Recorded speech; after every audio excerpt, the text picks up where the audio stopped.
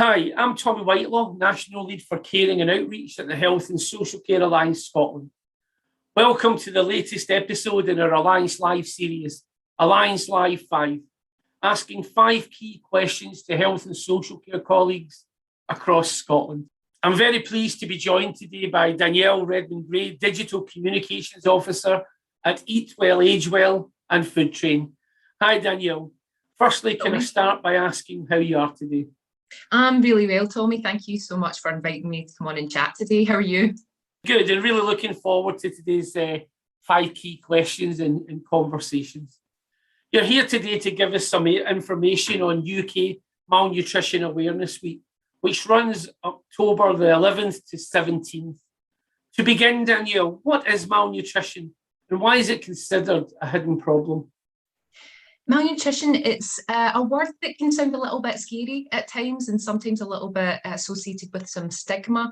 But very, very simply, malnutrition occurs when a person's diet doesn't meet their nutritional needs. So sometimes that can be associated with being overnourished. But at Eat Well, Age Well, we're concerned with older adults that are undernourished, so becoming underweight and how that can affect their health. It's actually a key public health problem, and it does have a real significant impact on an older person's health and well-being. It's often something that's quite overlooked. It's not something that's got a lot of publicity about, maybe a lot of people aren't aware of. So that's why Eat Well, Age Well, we're trying to raise greater awareness of this issue and hopefully try and help prevent and detect it throughout Scotland as well. There's a few reasons why it's a bit of a hidden problem. One, as I mentioned there, that it can be underreported, it's not recognised as much, it's sometimes overshadowed by other kind of public health messages, particularly maybe obesity. But it's actually a really significant problem, and it can cause a lot of health issues. For example, older people that are malnourished are twice as likely to visit their GP, they're going to have 3 times the amount of hospital admissions, and they're probably going to stay longer in hospital as well than someone that's nourished. There's also things like, I don't know if you maybe aware of this, but there's a bit of a myth of that getting thinner is an inevitable part of ageing. I thought that before I started working at Food Train, that as you get older, yeah, it's just natural that you get thinner, and that's a complete myth. And it's actually something that could be a sign of someone's not eating as well and could be becoming underweight. And there's also things like we focus, particularly in kind of current messages in health, that focusing on low fat and maybe negative connotations around snacking. I think we need to realise now that there's no one size fits all when it comes to a healthy diet, and when you're older especially, maybe it's eating well for the right stage in your life. So yes, there's quite a lot of all those kind of issues around that, but it's certainly something we need to talk more about, and there's great awareness needs to come to the issues of becoming underweight in later life. Yeah, I was a full-time carer for my mum Joan, who was living with dementia. And that was ever changing and trying to support my mum with the right food at the right time, but ever changing patterns, I would say, of food that my mum liked or didn't like. And I had, as with lots of things when caring for my mum, I had no clue what I was doing most of the time. So that leads me to my next question. Why are older people more at risk of malnutrition? Yeah, there's quite a lot of reasons why an older person is more at risk, and certainly at Food Chain we're concerned that people 65 and over but may be at risk. And often, sometimes I think of malnutrition as often a symptom of another issue, maybe around ageing that's going on. And it's almost sometimes quite simple and understandable reasons why someone could be eating less. For example, it could be things about mobility. It could be maybe someone is not able to maybe stand for a long period of time in the kitchen, maybe to cook. Maybe getting out to the shops has become much more difficult. Standing, walking for a long period of time could become more complicated. Or even things like could be issues with arthritis, maybe using utensils. Oxygen packaging can be really, really difficult as you grow older as well. So there's things around mobility that can make it harder to cook and eat well at home. There's also things around maybe more kind of mental health as well, particularly with loneliness. Say if you're an older person living alone, you might not have the motivation to cook for yourself as you once would, especially if you had a bereavement. Maybe your partner did all the cooking in the home. You might not have the skill set. And definitely low mood can affect your appetite. If you are living alone, you're not feeling quite as good. You might not feel as hungry, you might not be bothered. And certainly through our own research, we've seen feedback from older people that convenience foods can just become a bit more appealing when you're older as well. Instead of thinking, oh, I need to cook a whole meal for one, I'd rather just have a sandwich, tea and biscuits. It's much more appealing than thinking I have to cook a whole meal for myself. There's also things like isolation. Maybe if you live in a rural area, there's not great transport links. It might be harder to get to shops. Carrying shopping can be really difficult as well as you get older. Heavy, bulky shopping can be difficult too. And there's also things like maybe like other kind of conditions. For example, if someone has a diagnosis of dementia, maybe they're forgetting to eat, throwing food away. It can be things like if someone's got problems with chewing or swallowing, that can affect as well. It can affect your feelings around food and your enthusiasm to eat well. So there's lots of different reasons why, and all these things can lead to not eating enough and then someone becoming underweight. It's quite complex, isn't it? I think it's about how we really engage with and really listen to people to find out what matters to them, to help them, support them. As I know you do great work with Food Train to support people in that way. How can we prevent malnutrition? I think what you said there, Tommy, was just kind of hit the nail on the head. It's about listening and being a wee bit more observant, but also, you know, acting on those cues as well with the people that you might care for, if it's a loved one. So what we kind of see is normally it's about starting a conversation with someone and it's picking up on those cues. If someone's saying things like, oh, you know, I can't be bothered cooking, or I'm just not feeling as hungry, it's actually picking up on that and going, well, you know, how do you feel about it? What are you eating? What did you eat yesterday? It's starting that conversation so that it becomes a little bit less scary maybe for the person, because I think sometimes if you jump straight in and going, I've noticed you've been losing weight, you know, it's quite daunting. I think you've got to build a rapport with someone and approach it in a nice, friendly way. But certainly starting conversations about food, about appetite, what someone's enjoying, what are they eating just now, or what kind of foods that they like, what do they miss, asking them about cooking, are they able still to cook for themselves? And it's getting round to those topics, maybe of going, you know, notice maybe, you know, is really good question to ask someone is, if you notice that maybe your clothes are a bit looser, or your belts or your jewellery, things like that are a good way of noticing with someone if you're trying to spot the signs of going, right, actually lost a little bit of weight, how do I address that with them? So definitely starting the conversation with someone is what we would say the first thing to do. And then there's certain, you know, in the community as well, certain ways you can screen for it as well, and they're very, very easy to do. You don't need to be a health professional in order to screen to detect if someone might be at risk of malnutrition. There's a couple of tools that we recommend at Eat Well Age Well. One is a paperweight armband. And it's very simply, it's literally a paper armband and measures the circumference of your arm. And you literally just wrap that around someone's arm, and if it meets the line on the band, then sometimes that can indicate that someone might be at risk of being underweight, and there's some questions to follow up on that. There's also the Patients Association Nutrition Checklist.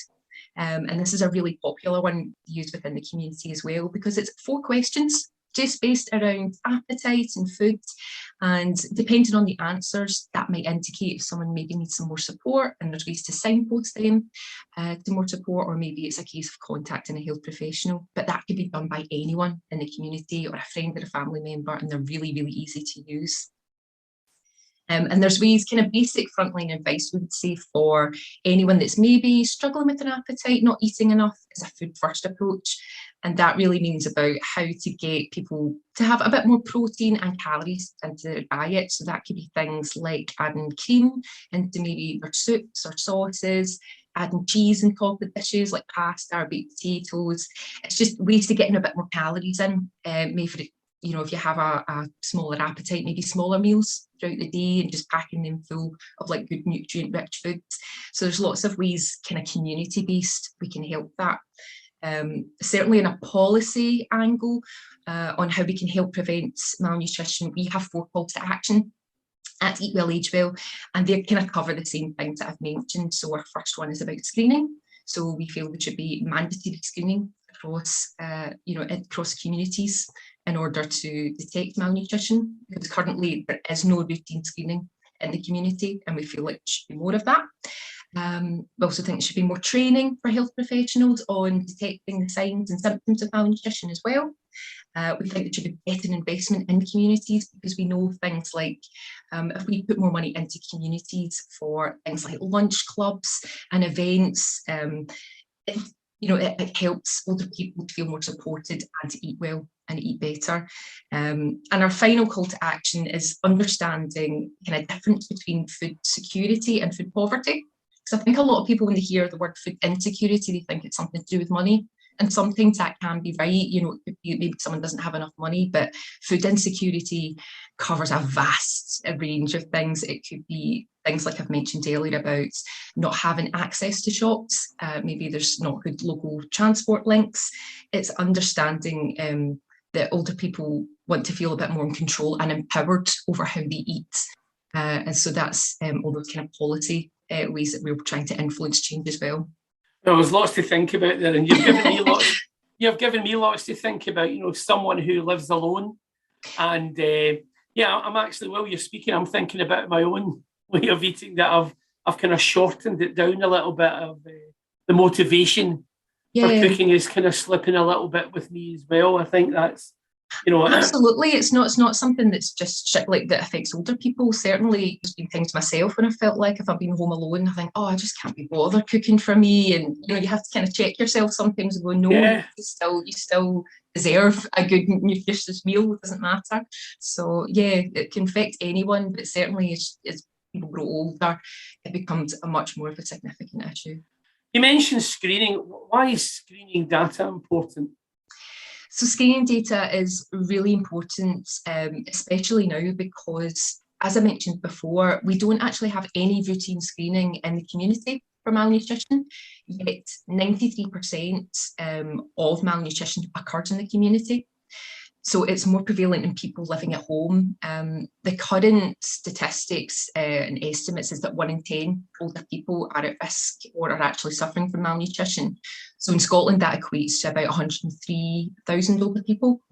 But this was a study that was done in 2013.